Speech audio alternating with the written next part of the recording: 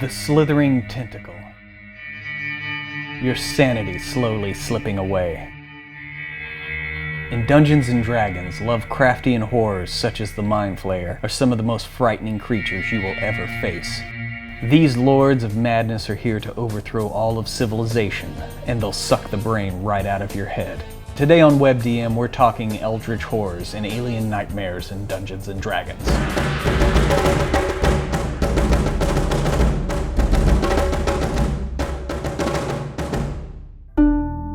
Aberrations such as the Mind Flayer are evidence of the influence of science fiction and horror on Dungeons & Dragons. With one slimy tentacle planted directly in the Cthulhu mythos, the Mind Flayer crosses genres and brings with it a full sense of dread and terror to fantasy role-playing. Okay, Jim, scoop my brain out and fill it with some knowledge here. Gotcha. What horrors do Illithids pose? Would they like to impose on the PCs? One of the things that I like about Illithids and Mind Flayers is that they are able to take some of the rules of the game and kind of subvert them. So like in earlier editions of the game, you have your hit points, and that's once you're there at 0, you're dead. Mind Flayers have an attack that bypasses all of that. It's going to go you straight from full to dead in up to 4 rounds. Doesn't matter. There's some of that in the newer editions of the game.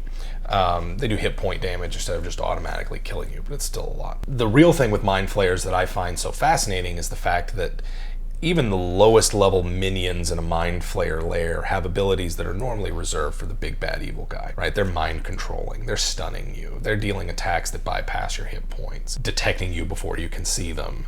They're sort of this weird hive mind. Once one of them knows where you are, they're all able to telepathically communicate, and so you have to be really careful when trying to fight a group of Mind Flayers. But similar to the way that Lovecraft and the mythos novels build horror through the unknown and discovering what the universe is really like, finding out very slowly into your horror that mankind is not the center of the universe and that there are alien beings who could really care less about you. It's kind of the same way with Mind Flayers. As Mind Flayers show up on the scene and they're able to take control away from your character.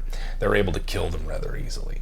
They're able to bypass the normal defenses that you might have set up. In earlier editions of the game, we have, they're psionic, so magic doesn't always work the same way against them. I think all of those things are what make Mind Flayer so terrifying and so awesome to play as DMs, because you get to see the look on the players' faces as they realize that hooded figure draws back. Now there's the tentacles, the beaked mouth, the high collar, just the creepy, aquatic sliminess to it that really inspires that dread. Also, the absolute horror of having your character invaded like that. Right. Much like, say, like Aliens. Yeah. That body horror of just a great big slimy tentacle penetrating your nose, your ear, your mouth as it's going to kill you. There's nothing you can do about it.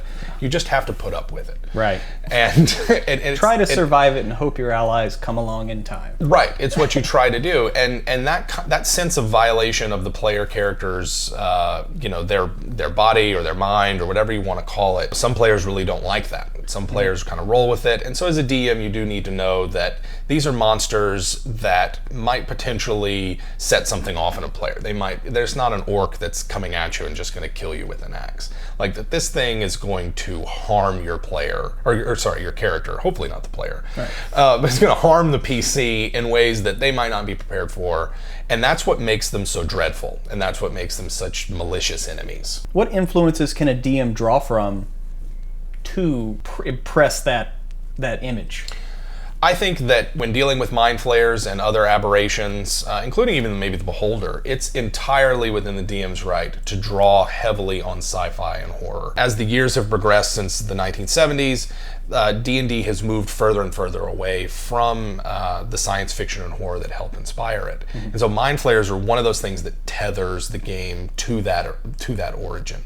It was nothing for early adventurers to find like an abandoned rocket sled that they then have to put together, or a laser pistol or something like that. There are whole adventures that take place in crashed spaceships that are done up like dungeons. Something a little more along the lines of like Jack Vance. Right, like Tales Jack Vance, or John Carter of Mars. Right. There's a lot of things like that can get in and they blend genres in a way that for a bunch of players who they're tired of the Tolkien-esque kind of high fantasy, Mind Flayers can come in and give it a breath of fresh air because it's a little bit weirder, it's a little bit more sinister. Are you invading a Mind Flayer location that maybe is a spaceship and could take off at any moment and transport you to another realm? Yeah.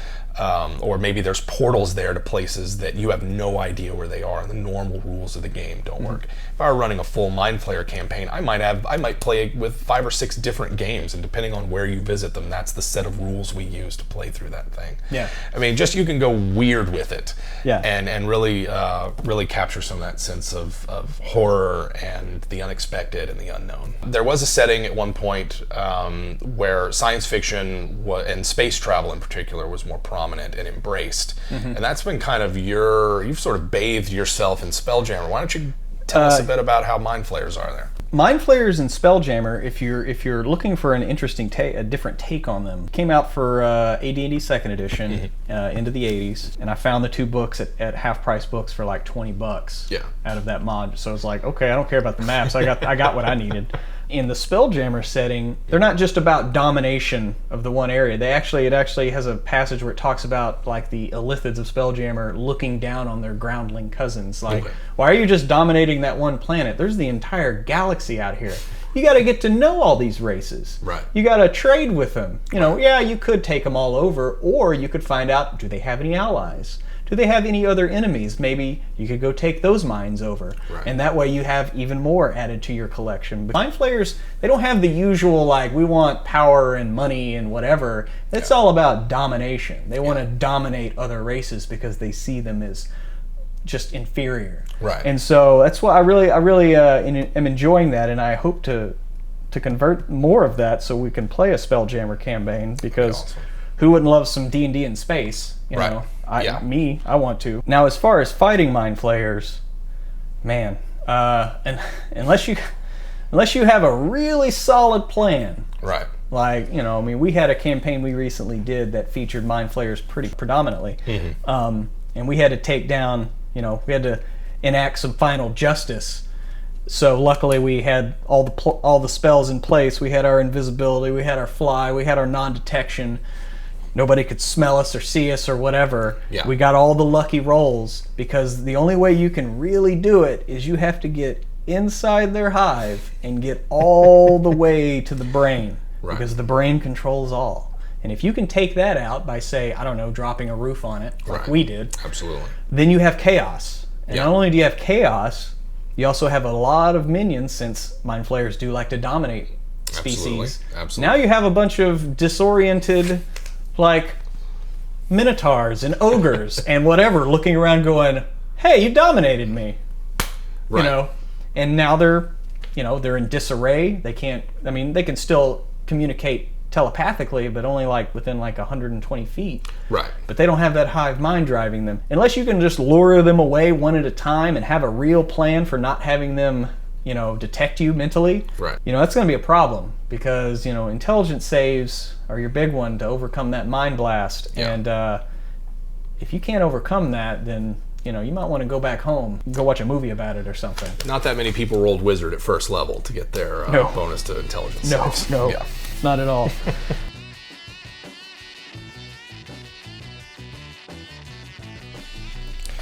So there's another type of there's another type of metagaming that doesn't get talked about. Yes. What's that? DM metagaming.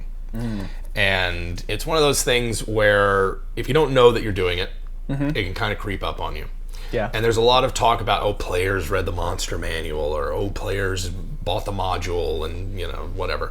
But the DM can metagame in ways that they might not be aware of. They're aware of what the players can do. They're aware of the spells and abilities that they'll use. Right. And so it can get very easy to assume that the monsters that the DM is controlling have that information. Right. And that's not fair to the players at all. Yeah. Because if it's a random horde of goblins, like, maybe they're going to bunch up and don't know that player has a fireball. Right.